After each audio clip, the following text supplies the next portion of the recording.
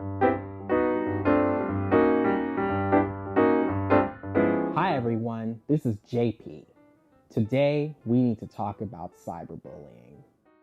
More specifically, we'll be able to define cyberbullying, learn its various forms, recognize its impact, and prevent or stop it. I'd like to start us off with a few questions from Common Sense Media. Do you have a nickname that you would like to share? Let's use Scooter as an example. Would it be okay if I called you that nickname as a joke? Now, what if I added an adjective to that nickname, like smart Scooter? What about a negative adjective, like smelly Scooter? What if I posted that negative adjective and nickname online? Would that be okay? Let me know in the poll.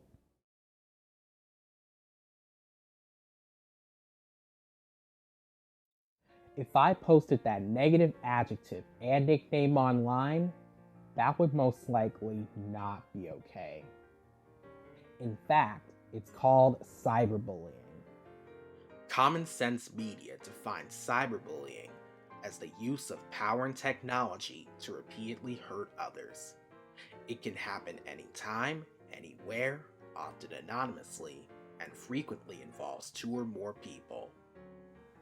Examples of cyberbullying include creating fake profiles, posting embarrassing photos of others without their permission, sending mean or annoying text messages, posting insults or disses, spreading rumors or gossip, and posting threats or intimidation. Let's look at some facts regarding cyberbullying. Almost all teenagers are online, with most of them using their mobile devices. Unfortunately, Instagram is the most common place where cyberbullying occurs. Also, about half of all teenagers have been victims of cyberbullying, and many of them have experienced it multiple times. 1 in 3 teenagers has received threats online, and at least 1 in 10 kids have had embarrassing photos of them posted without their permission. On the other hand, a quarter of teens has bullied others online, and 1 in 5 kids have participated in sexting or exchanging inappropriate content. When looking at specific groups who are targets of cyberbullying, it affects all races. But girls are more likely to be involved. And LGBTQ plus teens are more likely to be bullied. Sadly, not many people report cyberbullying, as only 1 in 10 victims tell their parents, let alone the police. Although 3 in 5 teenagers witness cyberbullying, most of them do not intervene. Although 4 out of 5 of them would like to do so anonymously. With that in mind, let's look at this scenario from Common Sense Media. Oh, and I changed the names of those involved in this story.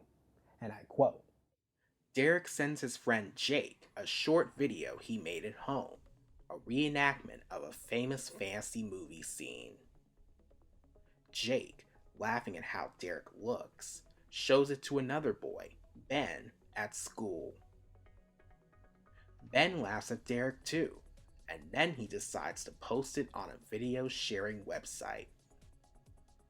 Hundreds of people then view Derek's video. Many nasty comments are posted. Every day, Derek goes online to check the site and sees more nasty comments like idiot and fat nerd. Every day, he goes to school and hears similar cruel comments from some of his classmates. No adults know about the situation, not even Derek's parents. One teacher at school overhears the boys laughing about the video, but isn't sure what they're talking about. do you think Jake's actions were okay? Why or why not? Let me know in the poll.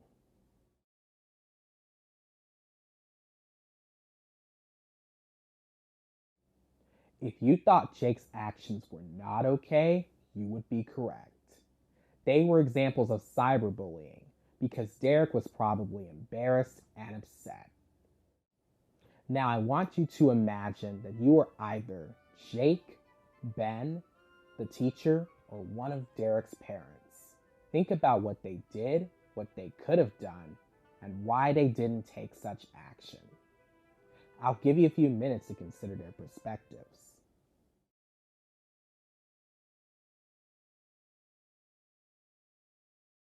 Alright, so let's go over each character's perspective. And your answer could be much different from my suggestions. Remember, these are just examples. If you were Jake, who shared the embarrassing video of his friend Derek, you probably did so because you wanted to laugh with Ben. Instead, you could have asked Ben to avoid posting it or at least remove it after seeing the negative comments. But you chose not to since you hoped Ben wouldn't think you were Derek's friend. If you were Ben, who posted the video, you probably did so for views and laughs. Instead, you could have avoided posting the video or at least taken it down. But you didn't because views and laughs were more important than Derek's feelings. If you were the teacher who heard the boys laughing at the video, you may not have taken action because you didn't know why they were laughing and you wanted to mind your own business. However, you could have looked into it further and asked them about it. But you chose not to because you wanted to maintain their trust.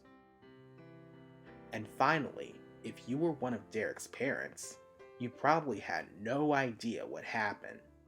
If you did, however, you could have asked him if he was okay or monitored his online activities. But you didn't because, similar to the teacher and the boys, you wanted to maintain his trust. Let me know if there were any other solutions you hadn't considered yet.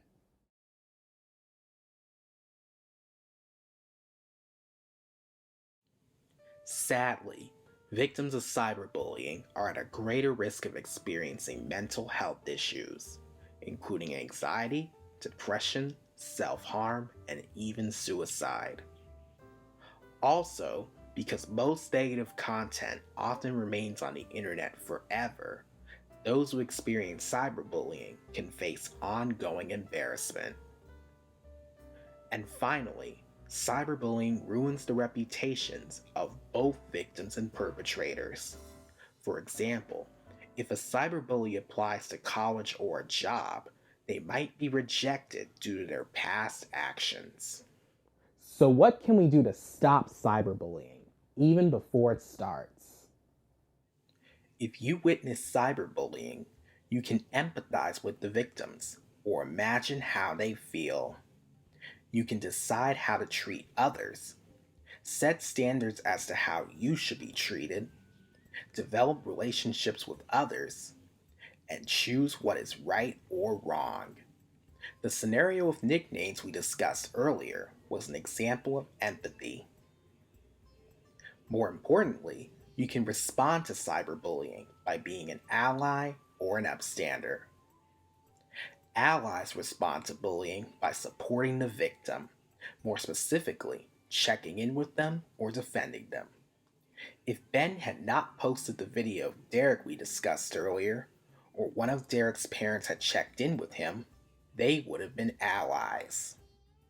Meanwhile, upstanders directly respond to bullying by personally confronting the perpetrator or telling an adult.